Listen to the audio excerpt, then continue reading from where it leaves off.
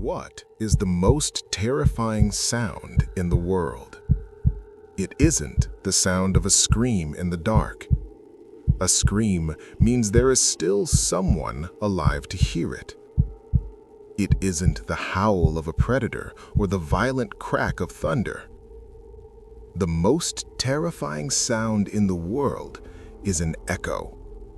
Because an echo means you are in a space so vast, so deep, and so completely empty that your own presence is the only thing disturbing the silence. Humanity loves to build. We carve cities out of stone. We dig miles into the earth for coal and gold, and we pave over the wilderness. But we are also deeply arrogant. We believe that when we abandon a town, when we board up the windows and seal the mine shafts, those places just sit empty, gathering dust. We assume that because we left, nothing else moved in. Welcome back to Prince of Darkness. Before we descend into the dark, I need to know if you are truly ready. Hit that like button to prove you have the nerve to keep watching. Share this video with someone you would trust to watch your back in the dark. And if you want to survive the true horrors of the forgotten world, subscribe and turn on all notifications. Tonight, we are exploring 4 highly documented, deeply claustrophobic true accounts of urban exploration gone horribly wrong. These are the untold stories of abandoned ghost towns shrouded in toxic smoke, flooded mine shafts that hide impossible secrets, and the horrifying realization that some doors were heavily padlocked from the outside for a very good reason. Check your flashlight batteries, take a deep breath, and whatever you do, do not look down into the black water.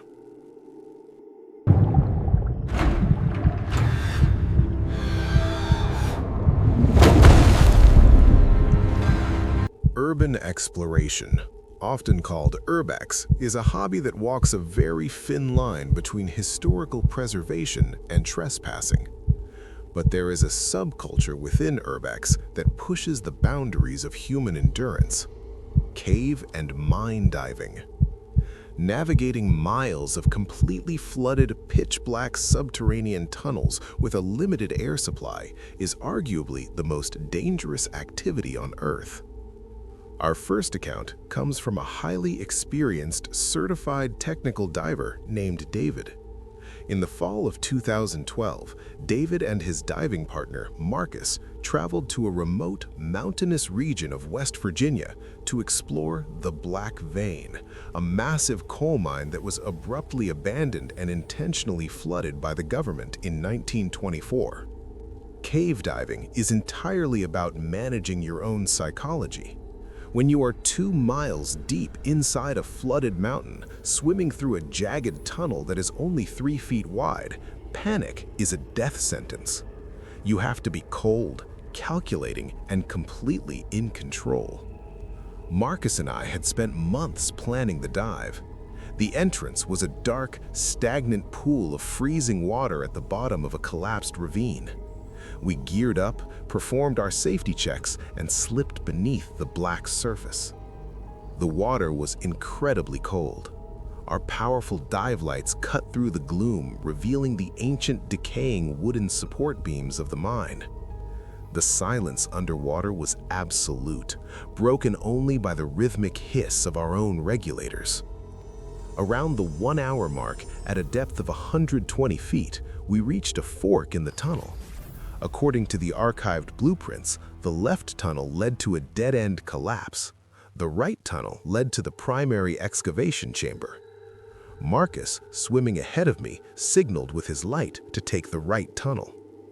As we swam into the right corridor, the geology changed.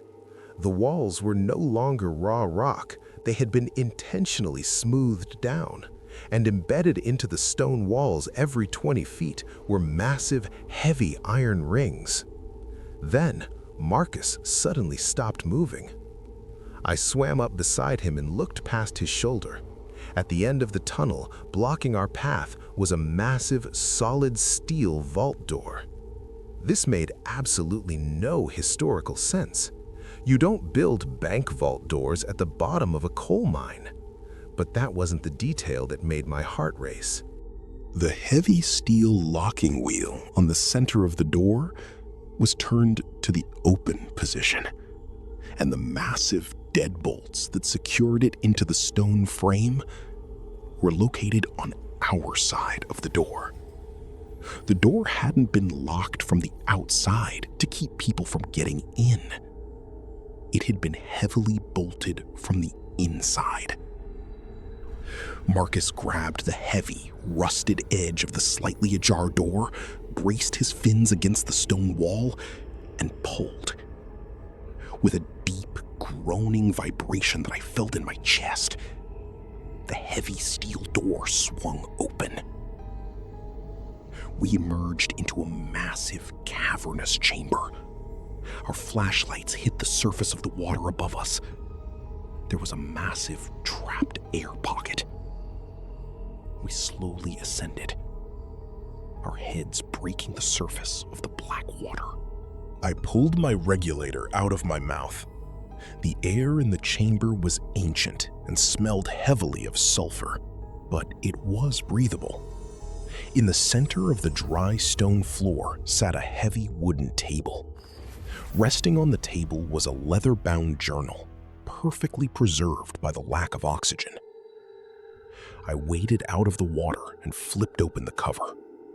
The last entry was dated November 14, 1924. It read, "We sealed the door. God forgive us. We locked them out. But the water is rising. They stopped banging on the steel 3 days ago. Now they are just waiting. We can hear them swimming in the dark. They don't need to breathe." My blood turned to ice.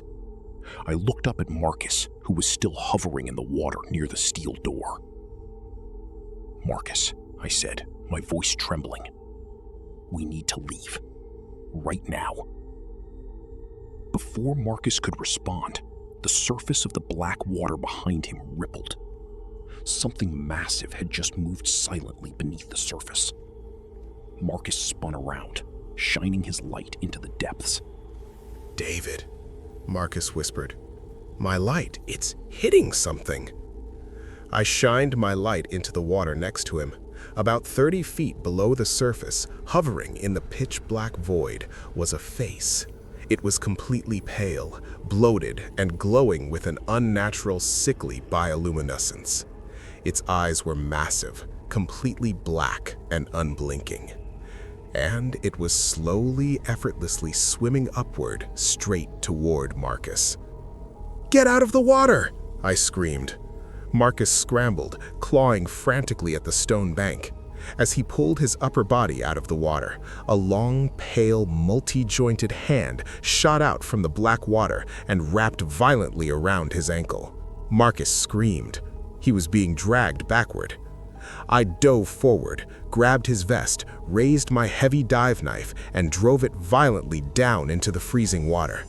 I felt the blade sink deep into something cold and rubbery. A high-pitched, deafening screech vibrated through the water. The hand instantly released its grip. We jammed our regulators back into our mouths, threw ourselves into the water, and swam frantically toward the heavy steel door. I grabbed the heavy steel wheel and pulled with every ounce of adrenaline in my body, slamming the vault door shut. As we swam furiously back toward the surface, I heard it. Through the dense, freezing water came the heavy, rhythmic sound of massive fists pounding against the inside of the steel vault door. Boom, boom, boom.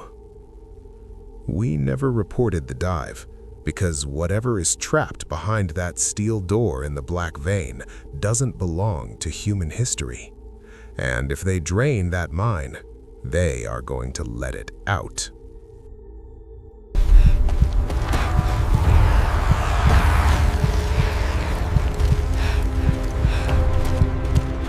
Not all ghost towns are abandoned because the gold dried up or the railroad bypassed them.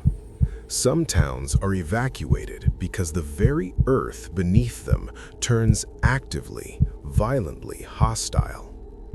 Our second account explores a terrifying reality inspired by places like Centralia, Pennsylvania, towns sitting on top of massive, unstoppable subterranean coal fires that have been burning out of control for decades. These fires turn the ground into a literal oven, venting highly toxic carbon monoxide and thick, sulfurous fog into the empty streets above.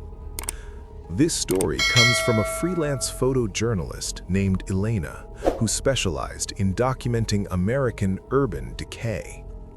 Quote, "The town was strictly off-limits. The state government had officially condemned the entire zip code, erected massive chain-link fences around the perimeter, and bulldozed the access roads. The signs were explicit: lethal gases, unstable ground, do not enter." But for an urban explorer with a camera, those signs are just an invitation. I parked my car 3 miles away, hiked through the dense, dying woods, and slipped through a rusted gap in the perimeter fence. I had brought a high-end respirator mask equipped with heavy-duty carbon filters, knowing the carbon monoxide levels in the town could cause severe hallucinations or death within minutes. As I crested the hill overlooking the town, the view was apocalyptic. There were no houses left standing, only the cracked, grid-like foundations of streets and sidewalks, completely swallowed by overgrown, sickly yellow weeds. But the most terrifying feature was the smoke. Thick, heavy, yellow-gray smoke was venting forcefully from deep fissures ripped open in the asphalt. The fog was so dense that it blanketed the entire valley, reducing visibility to less than 15 feet. And falling slowly from the sky, like a morbid, silent snowfall, was white ash. I strapped my respirator tightly over my skin, the rubber biting into my skin, and walked down into the fog. The heat radiating from the ground was intense. It felt like walking across the top of a massive, active radiator. The soles of my hiking boots actually began to feel soft. I wandered the silent, ash-covered streets for 2 hours, taking beautiful, haunting photographs of the toxic wasteland. The absolute silence was deafening, broken only by the rhythmic, Darth Vader-like hiss of my own breathing through the respirator. But around 4 p.m., the silence broke. Coming from somewhere deep inside the thick yellow fog, I heard a sound that physically stopped me in my tracks. It was the slow, mechanical grinding of a heavy air raid siren. The sound was low, distorted, and weak, as if the siren was severely damaged, but it was definitely winding up. How was that possible? The power grid to this town had been permanently severed and ripped out of the ground 30 years ago. There was absolutely no electricity within 10 miles. I stood in the middle of the cracked main street, my camera hanging around my neck, staring into the impenetrable wall of smoke. Then I heard something else. Footsteps. Multiple sets of heavy, dragging footsteps scraping against the asphalt. They were echoing through the fog, coming from all directions, surrounding me. "Hello?" I called out, my voice completely muffled by the heavy respirator mask. No one answered. The footsteps just continued. Scrape, step, scrape, step. I slowly raised my camera and looked through the telephoto lens, trying to cut through the density of the toxic smoke. About 30 feet ahead of me, a shadow slowly materialized in the fog. It was the silhouette of a person. I felt a brief wave of relief. Just another urban explorer, I thought. But as the figure stepped closer, The relief instantly vanished, replaced by a cold, paralyzing dread. It was a man. He was wearing clothes that looked like they belonged in the 1960s. A heavy wool factory jacket and faded work trousers. They were completely covered in thick white ash. But he wasn't wearing a respirator. He wasn't wearing a gas mask. He was breathing the thick, lethal, sulfurous smoke directly into his lungs, without coughing, without choking, without blinking. I lowered my camera. My hands were shaking uncontrollably.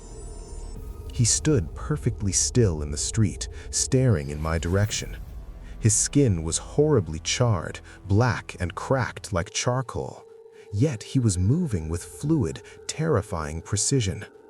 His eyes were milky white, completely devoid of pupils. Then, from the fog to my left, another figure emerged, a woman in a floral dress, her hair burned completely away, her skin possessing the same charred charcoal texture. She stepped onto the cracked sidewalk and stood perfectly still, turning her milky eyes toward me. And then another, and another. Within 60 seconds, there were at least 20 figures standing in a loose circle around me in the toxic smoke. They weren't exploring, they weren't lost. They were residents, the people who supposedly evacuated 30 years ago. The distorted air raid siren began to wind down, slowly dying with a pathetic groan. The moment the siren went completely silent, the charred man in front of me slowly raised his arm, pointed a blackened, crumbling finger directly at my face, and opened his mouth. He didn't scream. He didn't speak. Instead, a thick, violently black cloud of dense smoke poured out of his open mouth, accompanied by the horrific, crackling sound of a roaring fire burning deep inside his chest cavity. They all began to move forwards simultaneously, closing the circle. I didn't think. I turned on my heel and sprinted. I ran blindly through the toxic fog, tripping over the cracked foundations of the destroyed houses, tearing through the dead, thorny brush. The air was so hot my lungs burned even through the heavy carbon filters of my mask.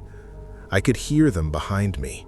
They weren't running, they were just marching, relentlessly dragging their feet across the asphalt, an unstoppable, silent army of the burned. I scrabbled up the steep dirt embankment, throwing myself violently through the jagged hole in the chain-link perimeter fence, tearing my jacket to shreds. I ran 3 miles back to my car, completely exhausted, collapsing against the hood. I drove for 4 hours without stopping, looking obsessively in my rearview mirror. When I finally got back to my apartment and downloaded the photos from my SD card, my hands were still shaking. I clicked through the photos of the empty streets, the yellow fog, the cracked roads. Then I reached the final photo, the one I took through the telephoto lens right before I ran. The man in the wool jacket was perfectly in focus, but the camera had captured a detail my terrified eyes had missed. He wasn't standing on the street. The bottom half of his legs were completely submerged inside the solid asphalt. He wasn't walking on the ground, he was moving through it, as if the solid earth was nothing but water to him. The government didn't condemn that town because of a coal fire. They condemned it because the fire burned a hole straight through the crust of the earth and opened a door to something else. And those people, they didn't evacuate. They stayed. And they changed. Go, run! Hurry, close it, close the door! Hospitals and psychiatric asylums are prime targets for urban explorers. They are massive, imposing structures filled with decaying medical equipment and a heavy, undeniable history of human suffering. But seasoned explorers know a terrifying rule. If you find a door deep in the basement that has been welded shut, leave it alone. I was exploring the infamous Penhurst State School and Hospital with a group of 3 friends. We had snaked past the security patrols and found our way into the subterranean utility tunnels that connected the various medical buildings. Deep in the Mayflower building, we found a heavy iron door. It didn't match the standard wooden doors of the facility. The edges of the door were covered in thick, sloppy beads of industrial welding metal. Someone had sealed it permanently from the outside. My friend, an engineering student, noticed a heavy cast iron ventilation grate near the ceiling. He unscrewed it, revealing a tight, dusty shaft that bypassed the welded door. We boosted him up. He crawled through. A minute later, he unlatched the heavy bolts from the inside and kicked the welded door open, breaking the old metal seal. We stepped inside, turning on our powerful flashlights. The air in this ward was entirely different. It wasn't dusty or decaying. It felt sterile, cold. We were standing in a long, white-tiled hallway. There was no graffiti on the walls, no broken glass on the floor. It looked exactly as it must have looked on the day the hospital closed 40 years ago. We walked down the hall, our footsteps echoing loudly. The doors to the patient rooms were all heavy steel, featuring a small, thick glass observation window. I looked through the window of room 104. Inside, sitting perfectly in the center of the room, was a metal gurney. Strapped to the gurney with heavy, rotting leather restraints was a decayed, mummified shape wrapped tightly in a stained white sheet. "Guys," I called out softly, "they left a body down here." My friends rushed over, shining their lights through the glass, but before anyone could speak, the overhead fluorescent lights in the long, abandoned hallway flickered, buzzed aggressively, and suddenly turned on, bathing us in a harsh, blinding white light. The entire hospital had been disconnected from the power grid in the 1980s. There were no generators. We froze, staring at each other in sheer panic. Then, from the pitch-black darkness at the very end of the illuminated hallway, we heard a sound. Squeak, clatter, squeak. It was the unmistakable sound of a heavy metal gurney, its rusted wheels squeaking loudly, being slowly pushed down the hallway toward us. But there was no one pushing it. The gurney rolled into the light, moving with deliberate, terrifying purpose, completely on its own. As it rolled closer, the heavy leather straps attached to it began to violently thrash and snap against the metal frame, as if something invisible, incredibly strong, and deeply enraged was fighting to break free. We didn't wait. We bolted back toward the welded door, shoved our way through the opening, and slammed the heavy iron door shut behind us. As we ran down the utility tunnels toward the exit, we could hear the heavy gurney violently crash into the iron door we had just closed, followed by a chorus of inhuman, desperate screaming echoing from the other side. I never explored an asylum again. The dead do not always rest in peace. Sometimes they are actively contained. Get up the ladder now! It's right behind us. Our final account takes us beneath the glittering lights of a major metropolis. Underneath every city lies a massive labyrinthian network of concrete storm drains and sewer systems. For urban explorers, this is the ultimate frontier. But deep underground, the greatest threat isn't the dark, it's the water. My friend Alex and I were exploring the massive deep-level storm drains under Las Vegas. These concrete tunnels are incredibly vast, stretching for hundreds of miles, designed to carry flash floodwater away from the city. We had hiked about 3 miles into the primary artery. The tunnel was perfectly round, 30 feet in diameter, and completely dry. Around 1 a.m., we stumbled upon something completely unexpected. In a massive junction room where 4 tunnels met, there was a makeshift subterranean community. There were heavy canvas tents, mattresses lifted on milk crates, and battery-powered lanterns. But the community was entirely empty. I walked over to a small camping stove. A pot of water was sitting on it, and it was still boiling. "Alex," I said, looking around, "the food is hot. Where is everyone?" Before Alex could answer, a low, vibrating rumble echoed through the concrete tunnels. It sounded like a freight train approaching from the darkness. "Flash flood!" Alex screamed. "We have to climb higher!" But the weather forecast had predicted 0 rain. The sky above the city was perfectly clear. Where was the water coming from? We scrambled up a rusted metal maintenance ladder bolted to the curved wall, climbing 20 feet up to a narrow concrete inspection catwalk. We aimed our flashlights down the massive tunnel.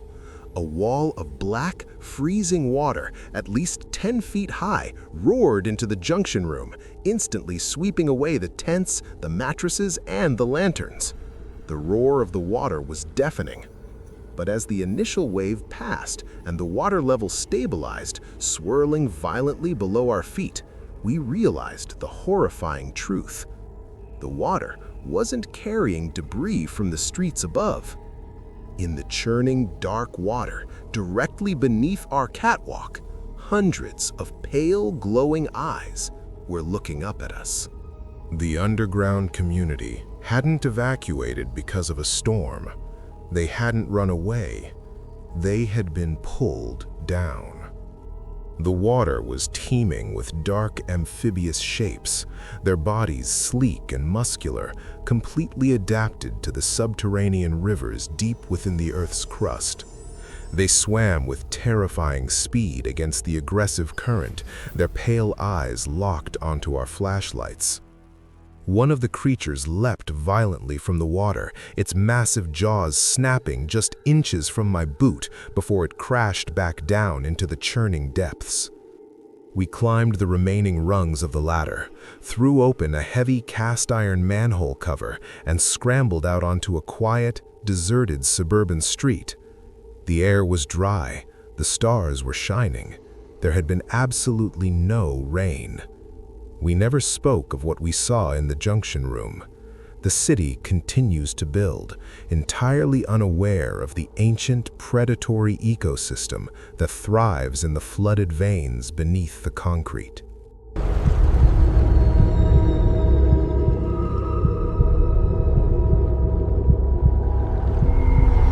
We build our cities toward the sky, focusing on the light, convincing ourselves that we have conquered the earth. But the truth is, our civilization is nothing more than a thin, fragile crust sitting on top of an ancient, terrifying abyss.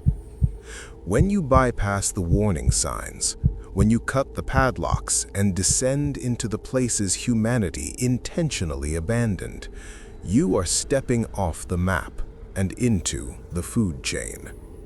The explorers in these stories survived because they realized their own insignificance in the dark. The next time you walk past an abandoned building, or you hear the faint echo of water rushing beneath a city grate, do not let your curiosity win. Walk away.